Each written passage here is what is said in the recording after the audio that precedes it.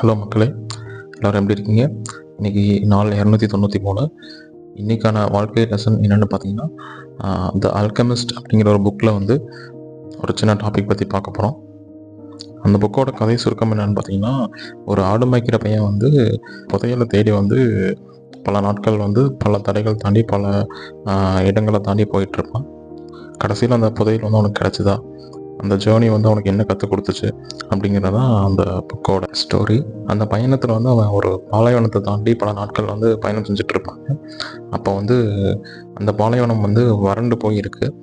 ஒரு பாலைவனத்தில் அவங்க ஓய்வு எடுத்துகிட்ருக்காங்க. அங்கே வந்து ஒரு சின்ன விதையிலேருந்து துளி விட்டுருக்கதை அவன் பார்த்துருக்கான். அப்போ அவன் வந்து அதை பார்த்து ரொம்ப ஆச்சரியப்படுறான். எப்படி வந்து இங்கே வந்து கரெக்டான வெதர் கண்டிஷன்ஸ் இல்லை, எப்படி வந்து துளிர் விட்டுருக்கு செடியாக மாறுறக்காக அப்படின்னு பார்த்து ரொம்ப வியந்து போய் பார்க்குறான். இப்போ அவனுக்கு தெரிய வருது, அந்த விதை வந்து கரெக்டான சாயில் கண்டிஷன்ஸோ இல்லை வெதர் கண்டிஷன்ஸ்க்காக வெயிட் பண்ணல, அதுக்கு கிடச்ச நியூட்ரியன்ஸை வச்சு அதை வந்து துளிர் விட்டுருக்கு. இது மூலிமா அந்த பாலைவனம் அவனுக்கு சொல்லிக் கொடுக்குற பாடம் என்னென்னா, நம்ம லைஃப்பில் வந்து எதாவது பெருசாக அச்சீவ் பண்ணணும், இல்லை வந்து எதாவது கோலை நோக்கி போகணும் அப்படிங்கும் போது பர்ஃபெக்ட் கண்டிஷன்ஸ்க்காக எப்போ வெயிட் பண்ணக்கூடாது. பர்ஃபெக்ட் கண்டிஷன்ஸ்னு வந்து ஒன்று இல்லவே இல்லை. நமக்கு எந்த ஆப்பர்ச்சுனிட்டிஸ் இல்லைனாலும் பரவாயில்ல, நமக்கான ஆப்பர்ச்சுனிட்டிஸை நம்ம உருவாக்கி அடுத்த ஸ்டேஜுக்கு போக கற்றுக்கணும். நம்ம கிரிக்கெட் வீரர் அஸ்வின் வந்து ஒரு வீடியோவில் சொல்லியிருப்பார், நீ அந்த ஆப்பர்ச்சுனிட்டிஸ்க்கான டோரை வந்து தட்டக்கூடாது, அடித்து உடைக்கணும்னு சொல்லியிருப்பார்.